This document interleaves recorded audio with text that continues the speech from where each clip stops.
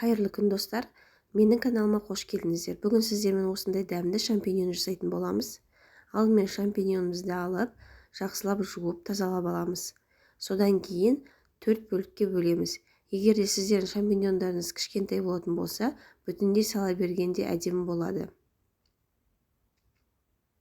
Одан кейін чесногымызды алып, жақсылап ұсақ-ұсақ етіп турап аламыз. Енді шампиньон үстіне соямызды құямыз.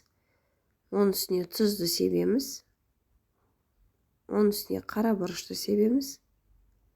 Чесногымызды салып, майонезімізді құйып, жақсылап араластырып аламыз. Содан кейін пергамент қағазының үстіне орналастырып, 200 градус қызып тұрған пешке 15 минутқа пісіріп аламыз.